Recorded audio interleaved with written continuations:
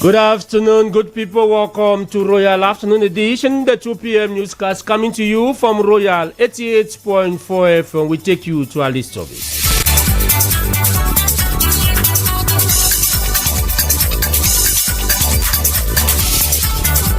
And in our list stories, at the beginning of this newscast, we take you to talk about the mutual assistance and solidarity march. So 20 days to the July 9 raffle draw ceremony. 10 days to the end of registration and contribution into the mutual assistance and solidarity. What strategies have been put in place for mutualists to complete their registration and contribution? We still have 900 and a plus customers that are still below target, and we have put strategies to call these customers daily to make sure that they finish their contributions and be part of the raffle draw. And still to come in this edition of our 2 p.m. newscast, we talk about hate speech and government effort to counteract this hate speech when the world is looking at it as a threat to humanity. In sports, when Evans William Jobati joins me with our Monday Sport 5, we are going to be talking about football, especially the Cup of Cameroon and other news items that have been making news in the world of sport throughout the weekend. Stay tuned for these and more. Good afternoon once again. My name is ABEL Bela Samari. We will open our news to talk about the mutual assistance and solidarity MASO. MASO, the special page in the news.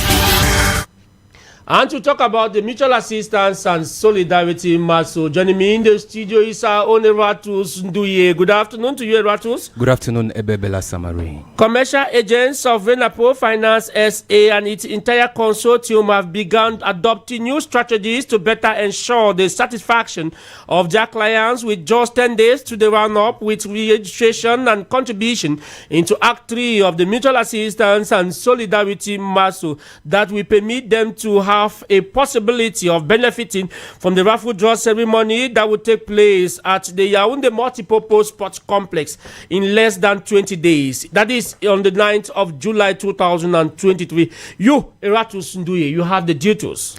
Located at the Ligue Sono Immeuble Jaco, the Renapo Finance SA agency, cognizant of the deadline of subscription and contribution into the Mutual Assistance and Solidarity MASO Act 3, have begun brainstorming on new strategies to attain the objective for this year before the 29th of this month. Mokom Godwill is in charge of the MASO Zone 7. The director, Madam ABEL Bela Samari, has given to us strategies, that is to make sure, because we still have 900 and a plus customers that are still below target, and we have put strategies to call these customers daily to make sure that they finish their contributions and be part of the raffle draw on the 9th at Parade Expo. Abounding with a lot of benefits, one being the eradication of social differences. To enhance solidarity, they go as far as to encourage the mutualists who have not yet finalized with their contributions to do so. There are some customers that are still 500 francs, 1,000. And what we are doing now is to encourage the customer that it is something that if you have a vision, then there's a provisions for you to attain. If you work together with the Renapo, we will attain our objective. I will make sure that we arrive at the end successfully.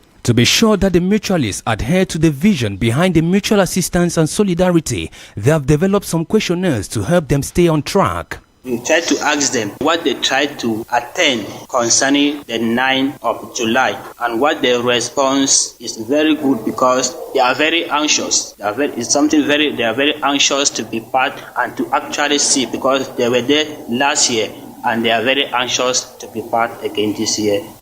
As the urge of quitting poverty continues to grow within the mutualists, they are being called upon not to miss out on this golden opportunity that would help them rejuvenate their life forever on July 9th at the Multipurpose Sport Complex in Yaoundé. Eratus Nduye in that report. MASO, that was the special page in the news. And if you are joining us, you are listening to your Royal Afternoon Edition at 2 p.m. Newscast, coming to you from Royal 88.4 FM, and still to come in the course of this newscast. So note that some of the MPs and senators are also the ones perpetrating the hate speech. We have MPs who've sponsored others to show open hatred to others. So if the campaign can start with them, I think that we are going to solve a problem that is plaguing our country. We'll take you to talk about parliamentary news in this edition. To say a plenary sitting to question government action has taken place at the National Assembly. That was on Friday, June the 16th, 2023, under the chairmanship of the Right Honorable Speaker of the National Assembly, Honorable Kavayege Jibri. One of the House Speaker, Honorable Findi Stanley, took the Minister of Energy and Water Resources, Minister Gaston Elundo Esumba, on what government is doing to make sure that natural gas from around the Limbe Sea area is being exploited adequately for the benefits of Cameroonians. The Head State, for its constant quest to ensure proper exploration and utilization of minerals along the coastline, particularly that of the Rio del Rey Basin. Mr. Minister, is the government thinking of exporting these resources to countries that have refinery facilities for the transformation of these crude products? And to equally say that, still talking about the National Assembly news, like his colleague Findi Stanley, Honorable Jume Peter was on the neck of the Minister of Health on the issue of breastfeeding. Mr. Minister, today in Cameroon, the provisions of this international code and the Prime Minister's decree are being violated, unfortunately, with impunity. Breast milk substitute companies, distributors and sellers have free access to their health facilities and personnel, and this is creating, of course, a conflict of interest. Studies show that a quarter of infants who die in Cameroon have been denied exclusive breast milk during the first 6 months of their lives. Responding to Honorable Joshua Osi of the Social Democratic Front question on the implementation of the livestock development project in Cameroon, Minister Paul Tarson, Minister Delegate at the Ministry of Economic, Planning and Regional Development, says the oral question of Honorable Joshua Nambangi Osi gives us the privilege to take the floor before your prestigious chamber to make necessary clarifications on the implementation of the livestock development project in our country. It is important to recall that the livestock development project, whose technical supervisory body is the Ministry of Livestock, Fisheries and Animal Industries, aims to improve the productivity of targeted production systems, market their products for the selected beneficiaries, and provide immediate and effective response in the event of an eligible crisis or emergence in the livestock subsector. Honorable Adamu Edward of the CPD constituencies was quick to thank the Minister of Transport for the rehabilitation of the historic Tico Airport. I wish to thank the Minister for the good work he's doing in his ministry, especially with the move that has been taken concerning the Tico Airport. When I got the governor for Southwest announced that the Tico Airport will be removed from Tico to Misedele, I was very happy, and I think most of our people were very happy, because maintaining the airport within the town was going to render a lot of people homeless. Thank you for that, and we hope that it comes up very early. MPs in Cameroon were equally on the neck of the Minister of State's Minister in charge of the Minister of State in charge of Justice on the condition of the prisons in Cameroon, as the Secretary of State Do Jerome had to respond to the MPs' worries. From the onset, I would like to thank you for your interest, Madam, in Cameroon's penitentiary administration. Broadly speaking, your concerns are related to the working conditions of civil servants in the penitentiary administration and cases of misconduct, purportedly committed by some prison supervisors, notably the excessive extension of on-call periods instituted on the occasion of certain events, the non-payment of various bonuses, the non-notification of annual leaves, the lack of fuel to run generators, the under-equipment of civil servants in terms of safety equipment, and clothing items.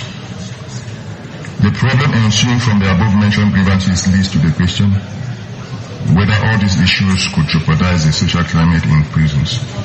Still talking about parliamentary news, collective action to bar the way to hate speech has been reiterated by the government and members of parliament over the weekend as Cameroon joined other nations to commemorate the 2023 edition of the International Day for Countering Hate Speech. As members of parliament and senators are multiplying sensitization campaign to stand against hate speech in Cameroon, a reporter, Jementa, caught up with a political scientist to find out their reading. Here now is Dr. Bamijo Herman, who had this to say. Talking about MPs and senators who have been engaged in sensitization campaign to fight hate speech, it is actually necessary, but you have to also note that some of the MPs and senators are also the ones perpetrating the hate speech. We have MPs who've sponsored others to show open hatred to others. So if the campaign can start with them, I think that we are going to solve a problem that is plaguing our country. Because you realize that a lot of hate speech is sponsored by some few politicians who feel that maybe a particular culture, a particular linguistic, a particular region is like this. So they make sure they sponsor some hooligans around to be able to promote hate speech. It is important that we actually, get into providing lasting solution to this hate speech. Because if not, you realize that at the end of the day, there's going to be conflict. Because conflict also emanates from hate speech. So I think that senators and MPs should begin with themselves, because they are the first people who are perpetrating hate speech. Alain Ken Richard is a journalism lecturer with fine knowledge in political communication. He too did not remain indifferent with this campaign launched by some MPs and senators to fight against hate speech in Cameroon. I think what Parliament is doing, that is the MPs and the senators are doing now as concerns hate speech by going into the field for sensitization, is a very, very good job. I say it's a very, very good job because for every action which is developmental, which is going to impact on human behavior and human nature to whole, the people have to be sensitized for a very long time before they can dance to the tune of either a law or anything of that nature. Since 2019 that the law against hate speech was passed, we have witnessed instead an increase in hate speech in the country. And so if Parliament is doing it, is going around sensitizing, I think it was a very good venture. But unfortunately, most of those who will be doing it are authors of the hate speech itself, because very hate speech is what helped them earn most of their position. So if they are sensitizing, renounce from hate speech together with other Cameroonians will be fine and good. And then the law on hate speech should equally be moderated to equally hit humility. So those who are in Parliament, not say since they are parliamentarians, they will not be touched. I think hate speech has several forms, and one of the forms is the intellectual form. And the intellectual form is often what we call the fallacies, that is errors in reasoning, which attempt to do them intentionally to hurt others. However, what we should note here is that sensitizing the population against hate speech coming from lower and upper house of Parliament is a very good thing. And I think the fruits will pay in the long run. And after this stage, what should be done next is that such issues should be inserted into the school curriculum.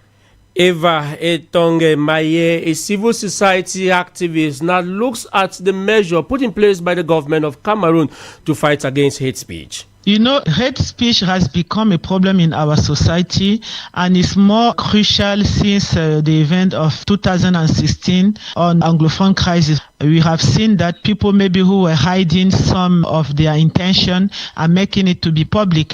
And given the fact that the whole environment was tense, people thought that they can speak anyhow. This must bring out the attention of the government, because the government is there to make sure that people live at peace, people live in security in the society.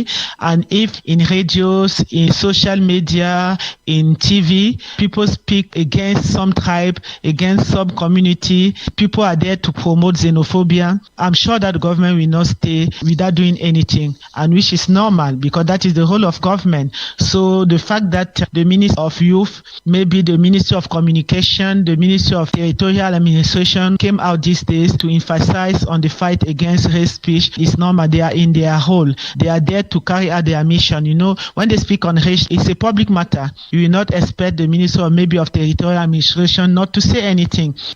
But what is the government doing in order to fight against hate speech in Cameroon?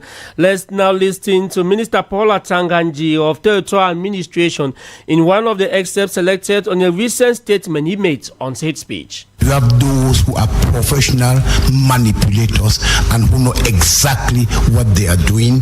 That is taking one community against another one, taking one tribe against another one. So we are talking about the hate speech, which has a political dimension and which could have grievous consequences on social cohesion. That is extremely very dangerous. That's why the law says if you are a political leader or a media practitioner and you find yourself in that situation, then you carry the heavy arm of the law. It is conscious. So those who we consider as the elite, those who are enlightened, they have to be very careful in their public pronouncement. We have to be conscious that living together is something which is essential.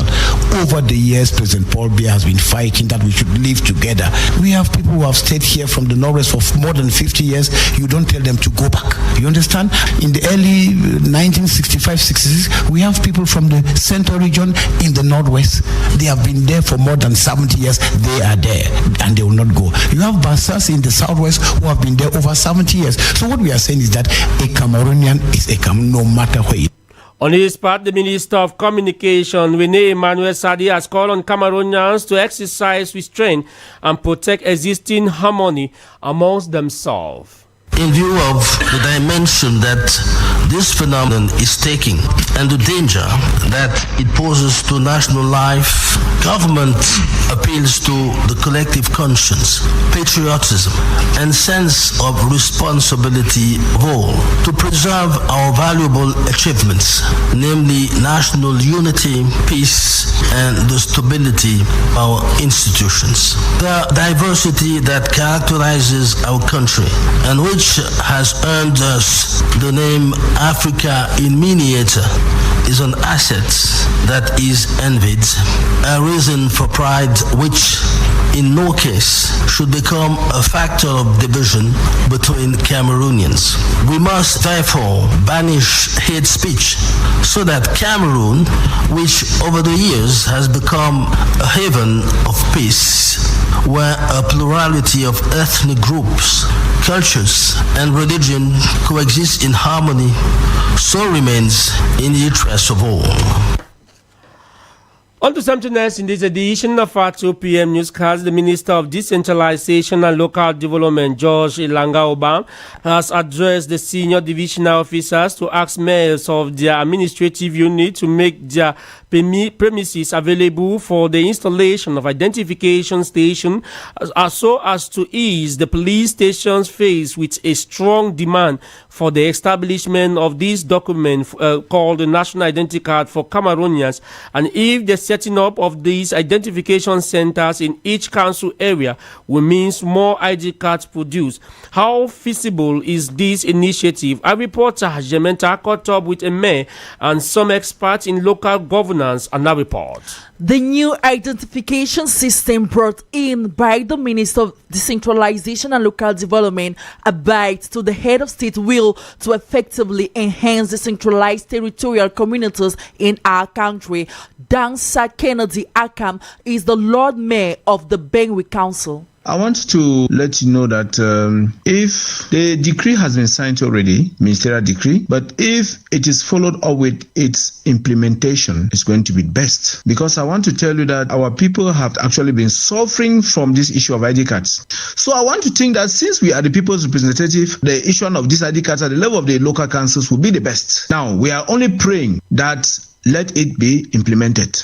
Considering the bad experience some Cameroonians had with police officers to have access to the ID cards, this expert in local governance, A.D. Kingsley, says, We saw all the lacunes that we have been seeing. Many people who, in fact, the majority are those who have problems with ID cards than those who are having. There are many who would have traveled, but they can't access to get a passport because they don't have an ID card. And so this was promoting corruption in the sector very badly. And now that they have given it to the Ministry of Decentralization through the councils, we just want to believe that it is a step ahead to check these corrupt attitudes and see if more Cameroonians will have access to ID cards. And to find out how feasible will this production of ID cards in local council look like, the expert in local governance, Max Abaiko, hold this opinion. All what we can do is to speculate as to if the councils will be assisting the police in reducing the long queues for the establishment of ID card, or will be assisting the police in acting as distribution centers. While we speculate, we can just hope that the minister will unravel in the nearest future what he has for the people. Notwithstanding, the Secretary General at the Delegation for National Security disclosed in 2021 that over 250,000 ID cards were pending for collection nationwide.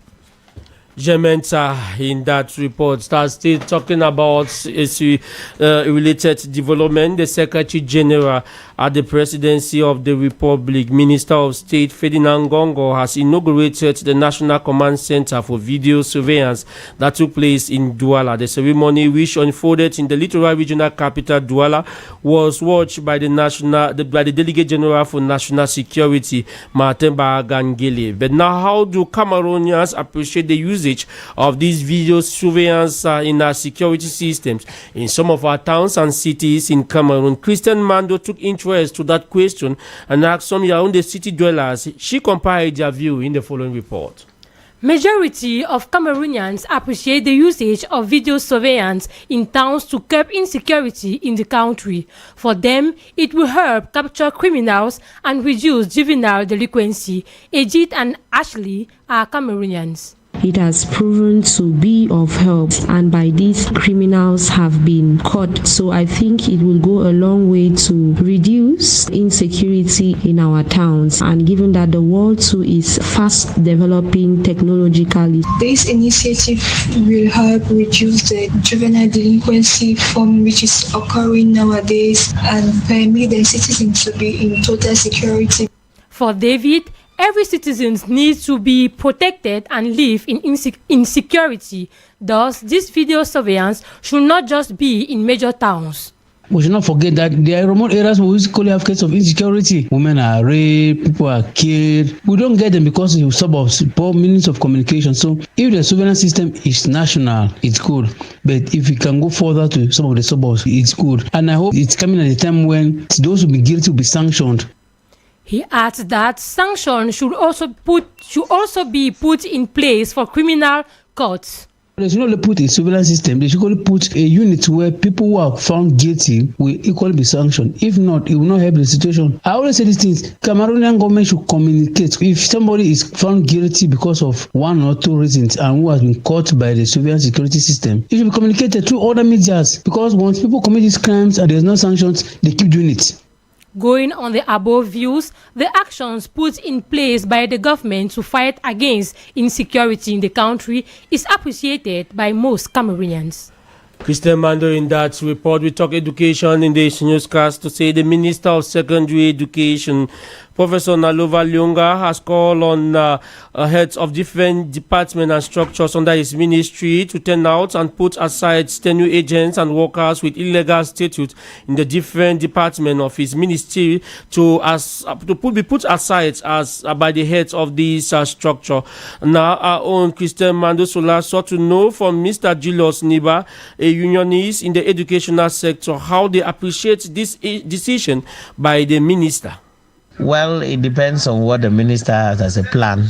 But my worry there is the level of unemployment she is going to create by sending these people away who has been making waves in the teaching. Is it that the quality of education dish out has been very poor that she wants to revamp the sector, or how? Only Madam Minister can answer the question. The second thing I have as a worry is she removing them or replacing them? Because if these part-time teachers have been in schools, that is a clear indication that there are a shortage of teachers. And if she is removing the teachers, I think she should be replacing with others to do the work of those teachers. If not, the standard of education and the level of the children will instead drop, because work will be too much on just a few teachers and the work will not be effective. So I believe that if she has such a move, then she should normally be replacing and not removing. And then secondly, if these teachers are trained or they have the equivalence of the teaching certificate, why not absorb those ones that are good and put them there so that they work? Because if you see that a teacher has been producing,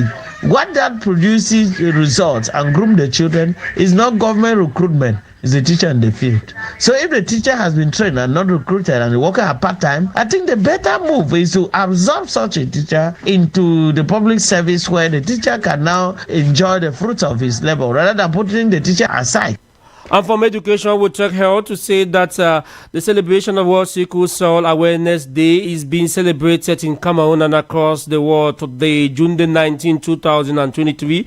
The day seeks to raise awareness about sickle cell disease and its impact on individuals, families, and community worldwide. According to health experts, sickle cell disease is a genetic blood disorder characterized by abnormal red blood cells that takes on a cystic or sickle shape, and these irregularly shaped cells can cause blockage in blood vessels, leading to a variety of health complications. In line with the World Sickle Cell Day, Finwe Crispin caught up with some young parents who tells us if they check their blood type before getting married or before having children. Take a listen to what they have to say in the following Vox Pop. Hello, good afternoon. At a certain level, some of the Cameroonians do check their blood type before going in for marriage, and some do not. Those who do not actually is because they mostly concentrate on what they feel for each other, and most of the time they think it is useless going to check their blood type. It's just having a baby is something else, because they just do that. They just have babies without really checking, and then perhaps it's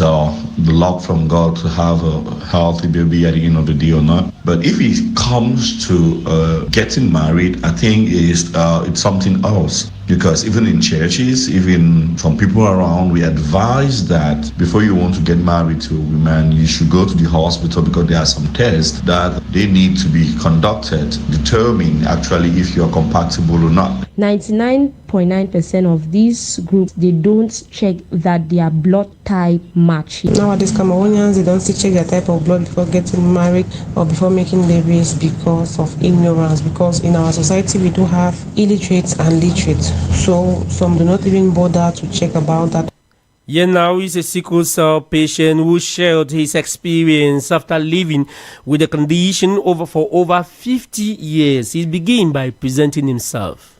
My name is Ashuegbe, 55-year-old sickle cell sufferer, sickle cell warrior to be precise. As a person living with sickle cell, I've been advocating for sickle cell awareness for more than 25 years. Creating the foundation is to continue with the awareness campaign, but this time with more support from family and friends. 19th June is World Sickle Cell Day, and the Ashuegbe Foundation is partnering with the Baptist Hospital in Bonaberi to celebrate the event with free screening and the launch of a sickle cell clinic.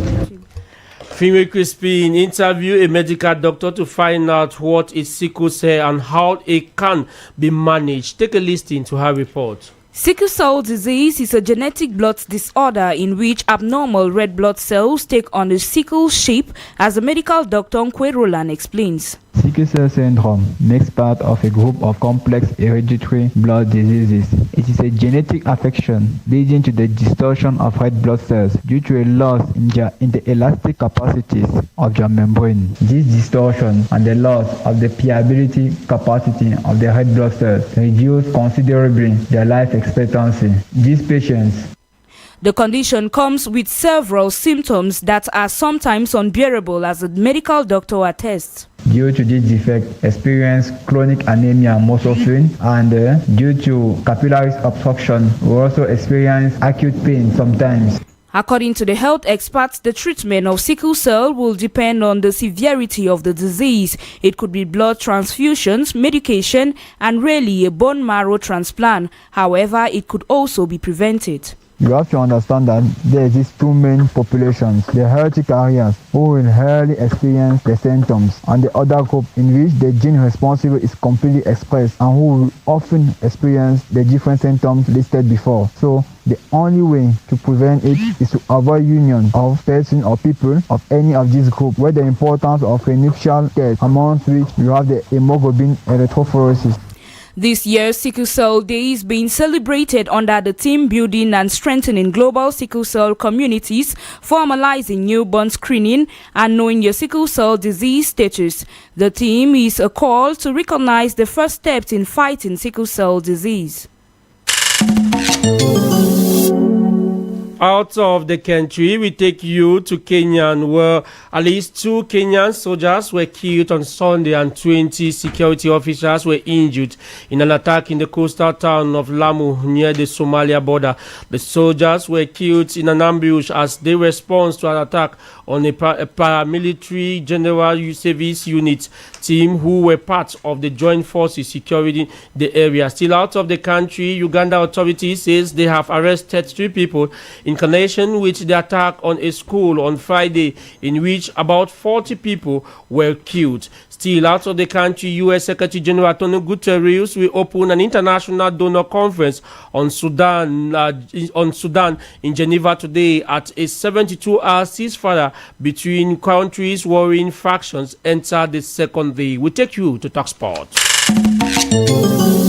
And it is time for us to welcome Evans William Jobati with our Monday Spot Fire. Good afternoon to you. Good afternoon, ABEL Bela Samari. Yes, we begin to say that the hot tussle for the African heavyweights belt ended up in the hands of Cameroonian wrestler Buffalo.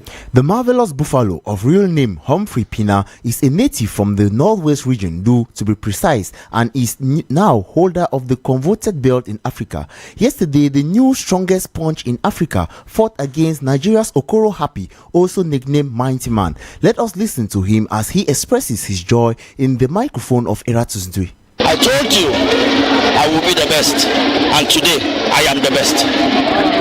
The fact is, I trained for more than a year when I qualified for this competition, so I could not miss it. I am the best and I remain the best. I will keep this for long as I am still alive.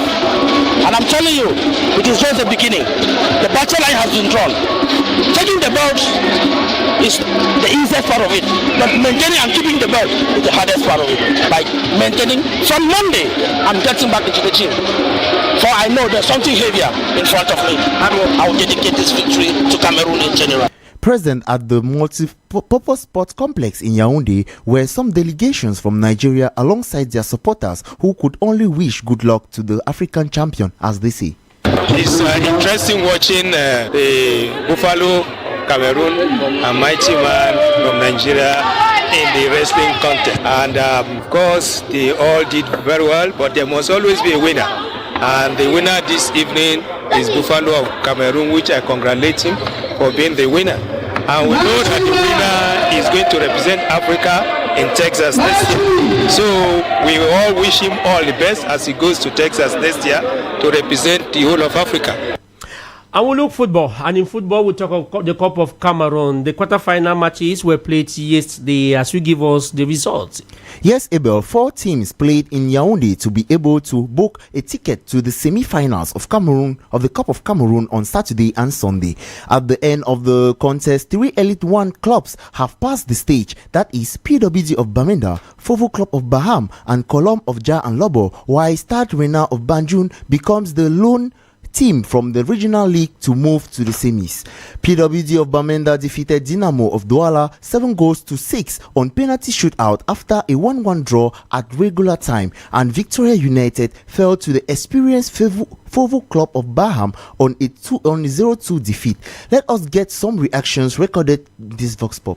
It's a fantastic game for PWG of Bamenda, and for our late president, we just want to dedicate to him this victory. A feeling of satisfaction. It's a game that we knew was going to be difficult. Dinamo is a tough team that knows how to manage such situations in the Cup of Cameroon, and of course, such tournament is not like the championship. Every team comes with something different. The player of the importance of this match, I reminded them of what happened in 79. I told them that a lot of water has gone down the bridge. It is 44 years now. We have to right the wrong. I will inform you, Evans William Jobati. With that, we say thank you so very much for our Monday Sport Files. Let's welcome Grégoire Nsama, who is here with a summary of this newscast in the French language. Good afternoon to you, Greg.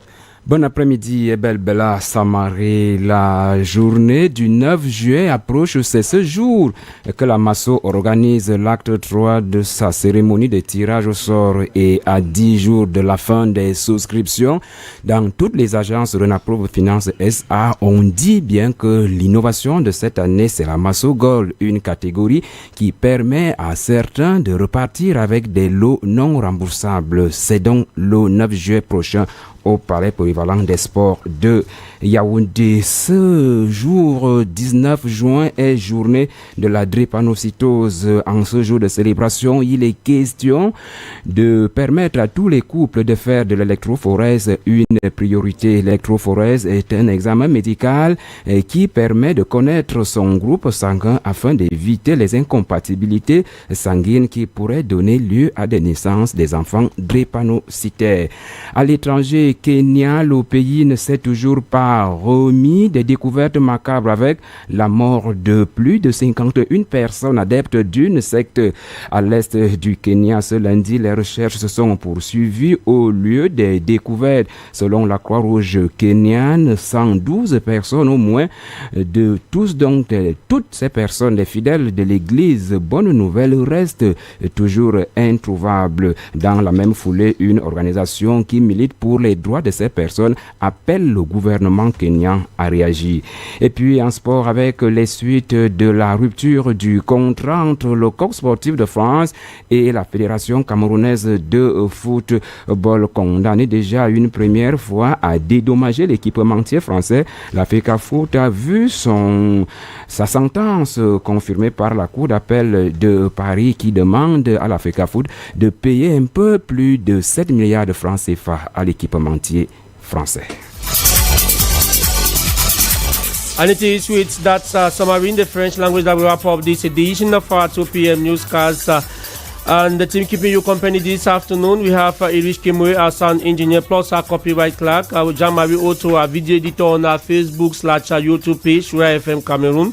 The news was produced by Eratus Nduye, assisted by student journalist on internship Mendomo Erika, Bate Bridget, Mbala Meris, Mohamedou Aisha, and Abandanga. The news edited by Gementa, coordinated by Director General Jean-Pascal Antala. General supervision was ensured by Reverend Pastor Bisai Emmanuel Noy. For presentation, my name is ABEL BELA SAMARI, and sitting next to me is Raisa Moko with the second part of this of the program Fresh Air Royal. Good afternoon to you, Raisa. Good afternoon, Abel. Bonne musique. Oui. Page pratique. Des sujets. Coup de cœur. Beaucoup d'appels, coup de cœur, plenty of music. Ce sont des musiques religieuses. ABEL BELA SAMARI, avant de partir, est-ce que tu as un choix de musique religieuse? Une chanson, yes. Il y a un gars là qu'on appelle. Non, il y a l'autre là. Chantez Alléluia, Hosanna. Chantez, chantez, chantez. Ebenezer. Thank you very much. Ça va être difficile en tout cas, mais on va fouiller. On va fouiller pour te faire plaisir. On se dit à tout à l'heure. Thank you so very much, dear. Pour la deuxième partie de Fraîcheur Royale. Ensemble, oui, la main dans la main. Jamane Bessa Emmanuel Noël, Joja Majing, Bata Bichema, Bata Ululuma Chengu, Nemebia Moye Kumbo, Bangayanga Cameroun. Le Kalomanga Lenge, Linene Ye Kumbo, Cameroun, Ukumbo Yaha, Ebe Lansang, Nsanga Bemaye Kumbo, Iding, Ebe Ate, Abon, Biye Kumbo, Ne Lulume Akon Behengo, Anyol Bonvanane, Bukwarbe Awelan, Bukwarbe Amunduru, Bukwarbe Aliye, Ne Ye Kumbo.